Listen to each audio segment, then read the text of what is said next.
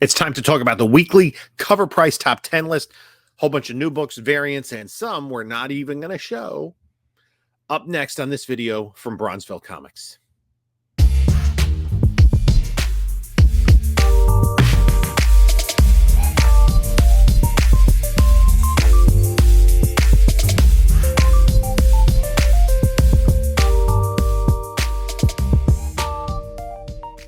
Hello, panelologists. This is Jim from Bronzeville Comics coming to you with another video. And before we get started, please like, comment, and subscribe. Check out the description of this video for my eBay store, link there, my email, my whatnot, my Instagram. We do this every week, the cover price top 10 list. We break the books down, talk about them a little bit. Cover Price is a comic book price aggregation site. And they are unique, and they aggregate prices not only of graded comic books, but raw comic books as well. And one of the things they do every week, they come up with a top 10 list, actually a top 20, and we'll talk about 11 through 20 as we do every week, more briefly, of the books that are moving most in the aftermarket. And this particular week, without any real spec to draw on, may change with that new Disney Plus drop today. It's mostly new books. So let's jump into the list and see what we have. Coming in at number 10 on the list, this is the oldest book on the list. It is Sensational She-Hulk #1, covered by Mirka Andolfo, the first cover appearance of Hulkette. And this is a book, look at 9.8 for $200 that just sold fairly recently. It's about a $20, $25 book. And if we look there, last time we checked, last week it was on the list. There were 3 on the census. There are 3 on the census. They're all 9.8s. Supposedly a 9.8 sold for $200, but nothing here. I would I'd be aware of this book that it exists, but I'd be a little hesitant in jumping on it, especially in a graded book, because there are going to be a decent number of those out there. We have no idea where the Hulkette character is going to go. And one thing that I think we all have to be aware of at this point in comic book history, most of the characters, new characters that are being developed by DC and Marvel, are just derivatives of existing characters, because the creators, if they come up with a completely original idea for a character, they don't own the rights to that character. They'd rather do that in an independent book. So there's, Spider-Boy or Hulkette or, the 5th Robin or the 17th Captain America or whatever it is. So that is kind of what we're seeing with new books. Let's look at number 9 on the list. And this is Alien Romulus #1, the Bjorn Barons 1/25 cover. It is rather gorgeous. It came out just last week. There is a sale of a 9.8. I imagine that is a pre-order copy, $40 some odd for a high grade book. Let's see what it says about this. If we look at the She-Hulk book, Spider-Boy made a pretty big splash when he debuted. Since his success, younger versions of our heroes have been sprouting up. We've had Maystorm and Liberty debut, as well as Phantasm. We're also talking about Wolverine, Tosin, in last week's top 10 list. This week, we see Hulkette's first cover appearance gain popularity. She'll be featured for the first time in Spider-Boy #13, releasing on November 27th. Fans of the character are stocking up as we wait for her incredible debut. Okay. Fans of the Alien horror series have been treated to a great movie this year, Alien Romulus. I haven't seen it, so I don't know if it's great or not. Debuted to mostly favorable reviews this past August. The film was a commercial hit, grossing over $350 million worldwide. It quickly became the second highest grossing film in the franchise. 2 months after it was released in theaters, the story got a spin-off in the form of a one-shot comic book. It looks like this was the right move because fans chased the 1/25 ratio cover of the set, making the book a highly collectible cover less than a week after its debut. Number 8. Absolute Batman #1. This is the Javier Fernandez New York Comic Con Comic Corner 3rd print Akira Omaz sketch version. Whew, that's a lot. $50 or so for a near mint high grade copy. 130, 140 for a 9.8. Again, New York Comic Con was just a couple of weeks ago, but it says November 27th, 2024. That hasn't even happened yet. I don't know what's going on with the dates here. Anyway, if we look at what we say about this book, Absolute Batman has taken the DC fans by storm. The whole Absolute universe has been highly anticipated, and it has now arrived in multiple variant covers. This book might be an awesome exclusive grab for those who are caught up on all the covers. This was a 2024 New York Comic Con exclusive, and it was limited to only 1,000 copies. It has been the latest trending cover of this great book for fans to try to grab one of the copies of in the aftermarket. Pretty cool cover. So, again, these Comic-Con exclusives, more often than not, they come down in price. That's all I'm going to say. Let's go to number 7 on the list. And number 7 is Wolverine #1, the New York Comic-Con Magic the Gathering edition. So the cover looks like a Magic the Gathering card. Near mint copies for over $100 because you have like a cross-section of fan bases. Crossover fans of Magic and Marvel rejoiced at the New York Comic-Con announcement of Magic's Secret Lair Marvel Drop. The heroes of the Marvel Universe join the immensely popular TCG something card game.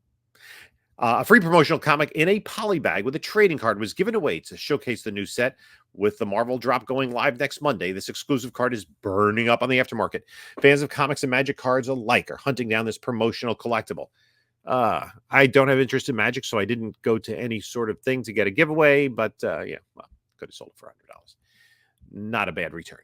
Let's go to number 6. It is Absolute Wonder Woman #1. The Daniel Panosian 1 in 25 variant, selling for $40 or $50, $120, $145 in a CGC 9.8. And this is a book that just came out last week. Dan Panosian blew this cover out of the water. It's a nice cover, I have to admit that. In this version of Wonder Woman, Diana is still an Amazon descendant, but is raised in hell. Panosian does a beautiful job of capturing the beauty of the Amazonian warrior while also showing her harsher upbringing as she wields her massive sword. Cover A of this book is trending higher, but the cover of the 1 in 25 ratio is not so far behind. What's number 5? Absolute Batman #1. This is the Javier Fernandez New York Comic-Con Comic Corner Akira homage, not the sketch one, limited to 1,000. Near mint copies for $210, a 9.8 for $450. Holy moly. Holy variant covers, Batman. That is expensive for a brand new book. I don't know what to say. Akira homage covers are a favorite among collectors, so are sketch covers. This isn't the sketch. And Absolute Batman has been a high priority on collectors' lists. Put all these things together, and you have a highly desired sketch cover coming out next month. The book is so hot that the pre-orders are going off on the aftermarket nearly a month before it debuts. This is definitely a cover to keep an eye on. So, yeah, I don't know. They talk about the sketch cover when in the listing for the non-sketch cover. Anyway, let's go to number 4. Absolute Wonder Woman #1. Cover A by Hayden Sherman. $10, 9.8 for $54, $45. So there are plenty of these out there.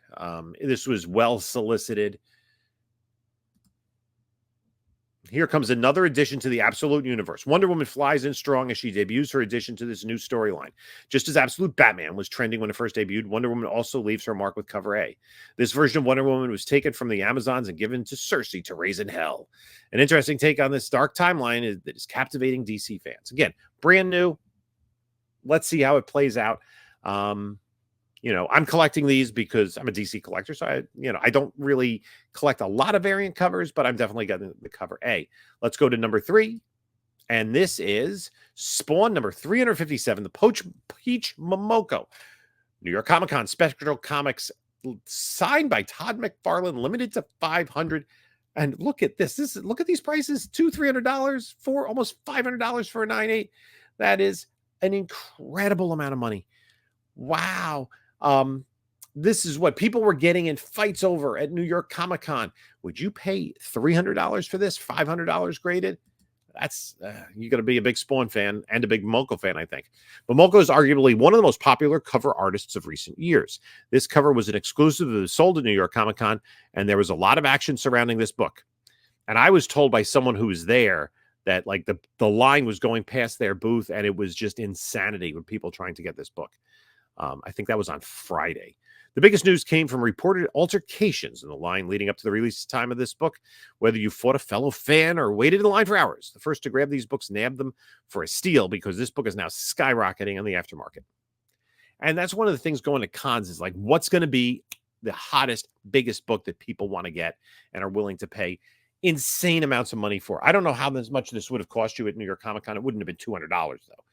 So that is an interesting entry on the list. Let's go to number 2, Absolute Batman #1, cover A by Nick Dragotta. 9.8's approaching $100, about $20, maybe $25 for a high grade raw. Saw this book all over New York Comic Con. They were like golden age dealers that had like Absolute Batman 1 up there on their walls. It was crazy. Absolute Batman has been on the top list ever since its debut. It may have tapered off to make room for New York Comic Con variants, but it's back. The original cover A is trending once more. The other Absolute Batman variants have fallen off the top 10 list, but this one is still selling strong in the aftermarket. In fact, it is bringing along a few new variants that are trending below. And we saw the Akira variants on here. Let's talk about number 1. And it's adult content only. Vampirella number 672, Will Jack, New York Comic Con, Comic Mint / KRS Comics Virgin, limited to 500. And it's going for like $160, both raw and graded. I'm not going to show you the listing on Covrprice, but basically it's Vampirella with a I Love New York t-shirt that is wet. So it's Vampirella in a wet t-shirt contest. There is a segment of the hobby that loves these very revealing Vampirella covers. And I think I mentioned this in one of my other videos. On Sunday at New York Comic Con, there was a booth that was advertising Taylor Swift comics. And my 11-year-old is a Swiftie. So she wanted to, she saw Taylor Swift. So we kind of walked in that direction. It was just past Brixco Comics booth where my buddy Joe from 360 was set up. And any rate, we're walking over there and I'm like, honey, I don't think these books are for you. At that moment in time, a woman cosplayed as Vampirella in a very comic accurate costume, maybe a little skimpy, even for comic accurate. It was skimpy. I mean, it was, I guess, quite the head turner. And it was a woman who could pull it off, as opposed to, someone like with my build. She was taking photos of that booth. So there is that Vampirella segment of the collecting hobby. Let's take a look at numbers 11 through 20 on the list. And we'll scroll down here. The runners-up, Venom 3, first appearance of Null. Venom just came out. That's going to remain hot for a little bit of time, although Null will be returning evidently. Batman The Long Halloween number 0, the Batman Day edition. What's it, about a $30 book in a near mint? So, yeah, Grommets have been very popular. The Brett Parson 1 in 10. The series has quietly become one of the best of 2024. It's developed a cult following of those who remember days long past. Yeah, I'm going to my 40th high school reunion on Saturday. That's long past. Skateboard culture are finding salvation in something others think little of. It appeals to a wide range of fans, a large subset of which is determined to secure some or all of the limited variants the book receives. But when this 1 in 10 variant from Brett Parson featuring a young man in a pivotal girl next door moment, I guess she's taken all her clothes off, was released, collectors stepped up. Have I picked up Grommets? I fall so far behind on my new comics that sometimes it's hard for me to figure out what I have, to be honest with you. I thought I'd picked up some Grommets, but I don't think I got number 1 necessarily. Kind of got the word of mouth out there and said, let me see what the series is about, but I haven't read it. Yeah, Grommets, I have 2 later printings. I have a second printing and a 4th printing of issue number 1. So I can read issue number 1 at least. Number 14 is the Absolute Batman, the foil, the logo foil, Spawn 357, signed by Todd McFarlane. Another retailer, thank you, limited to 300. Godzilla Monster Piece Theater by Jim Rugg, a 1 in 10. Why do we have this book go with the theme of putting Godzilla into seemingly random titles? What do you get when you drop Godzilla into the world of The Great Gatsby? Why this colorful masterpiece? Godzilla has seen a surge of popularity over the last few years as yet another chapter within his storied history. The Lot, the New York Comic Con Bad Idea panel. Rumor heading into New York Comic Con was that this series from Bad Idea would be optioned for a future project. This was confirmed during the convention, and Bad Idea distributed this variant to those who attended the panel. I gotta go to more panels at New York Comic Con. I didn't get any comic books from panels. Bad Idea has a habit of building hype into their releases, going up for $50, $75. Collectors have been after this book in a big way since. Absolute number one to Wonder Woman #1 by Jeff DeCal variant. Venom Lethal Protector, new Venom movie coming out. That's at 19. Not a hard book to get a hold of, but 9.8 sales up to 120. I mean, basically, that's a book that's always going to be in that 100, maybe a little bit over range in a 9.8. And then Absolute Wonder Woman #1, the Jim Lee Black and White Virgin 1 in 100 variant. So that's going to do it for this week's Cover Price Top 10. Again, a lot of brand new books. I'm anticipating a little bit of difference next week, and we'll see if we get any books bouncing because of the release of that Disney Plus teaser trailer for the projects that are coming out next year. Maybe Daredevil, and Punisher. Maybe we'll get some more life into Riri Williams, but it remains to be seen. In the meantime, you can take a look at a couple of my other videos here. And this is Jim saying until next time, enjoy your comics.